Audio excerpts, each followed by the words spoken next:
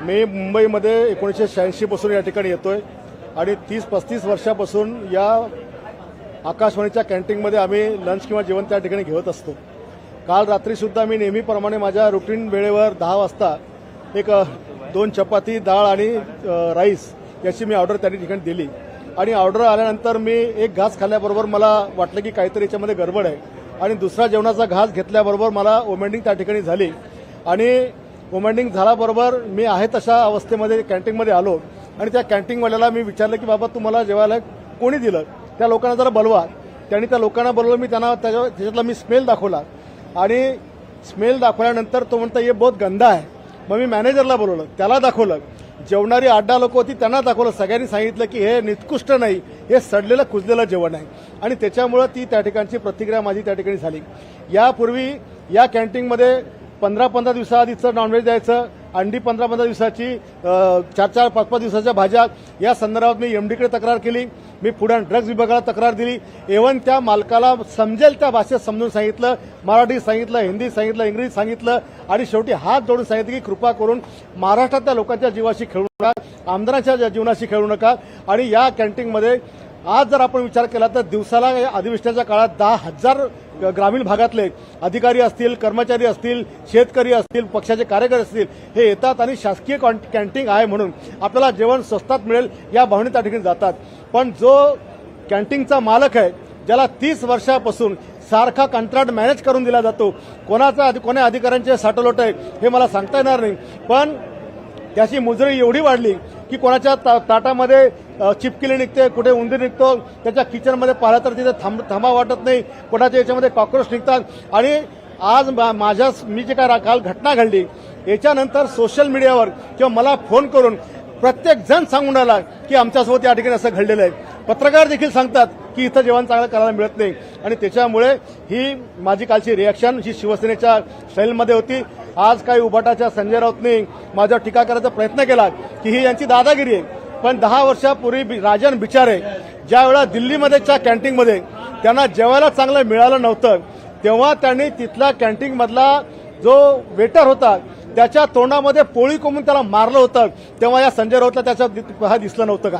म्हणजे तुमच्यासोबत झालं तर तुम्ही काही प्रतिक्रिया दिली तर ती चांगली आणि आम्ही काही रिॲक्ट झालो तर आम्ही त्या ठिकाणी दादागिरी केली, ही जी दुटप्पी भूमिका आज या उभाटाची आहे तर त्याची काही मी पर्वा करत नाही। मला केलेल्या गोष्टीचा काही याच्यामध्ये अजिबात पश्चाताप नाही। मी विधान भवनामध्ये आज अध्यक्ष महोदयांनी जर मला परवानगी दिली तर हे निकृष्ट सडलेलं जेवलेलं कुंजलेलं जेवण मी इन्फॉर्मेशन पॉइंट ऑफ इन्फॉर्मेशनमध्ये जर अध्यक्ष महोदयांनी परमिशन दिली तर मी हा मांडण्याचा प्रयत्न करणार आहे। मी आताच नरळी झिरवळ साहेबांना भेटून आलो, त्यांना सांगितलं की याच्यावर आपण कारवाई करा। त्यांनी सांगितलं की यापूर्वी मी 3 महिन्याआधी 2-3 महिन्यापूर्वी याचा टेस्ट घेतल्या पण आतापर्यंत रिपोर्ट आला नाही। अशा प्रकारे जर रिपोर्ट अधिकाऱ्याकडे येत नसेल तर हे आपल्या सगळ्या लोकांच्या जीवनाशी खेळणं आहे।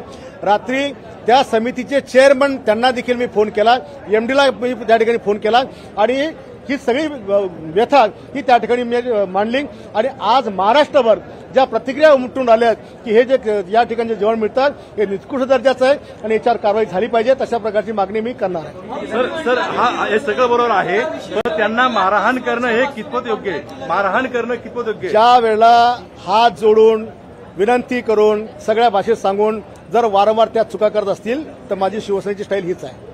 तुम्ही आमदार आहे, तुम्हाला अधिकार आहे। मी आमदार जरी असलो तर मी माणूस आहे, आमदार जरी आला तर मी माणूस आहे आणि जर कोणी माझ्या जीवाशी खेळत असेल तर मला माझ्या जीवन रक्षणाचा मला पूर्णपणे अधिकार आहे।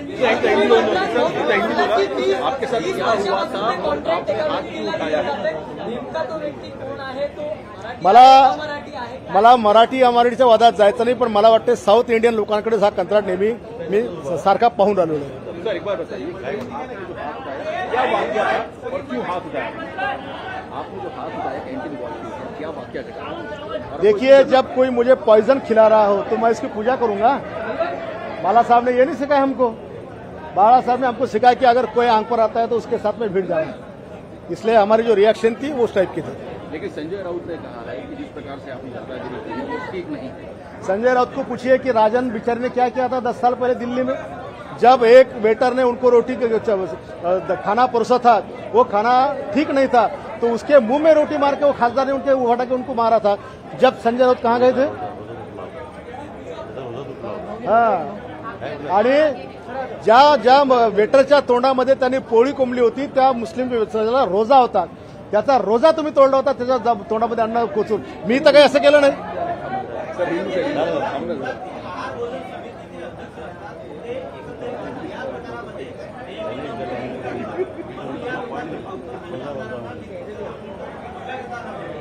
मी त्या समितीच्या अध्यक्षांना पण रात्री फोन केला की तुम्ही फक्त केवळ आमदारच नाही, त्या कॅन्टीनमध्ये येणारा प्रत्येक कोणी असो, तो पत्रकार महोदय असतील, आमदार असतील, अधिकारी कर्मचारी पक्ष कार्यकर्ता, या संदर्भात या लोकांनी लक्ष द्यायला पाहिजे. आता तुम्ही सगळं जगासमोर एवढं मीडियाने आणलं की प्रशासनाने स्वतःच जाऊन या सगळ्या गोष्टी पाहिल्या पाहिजे.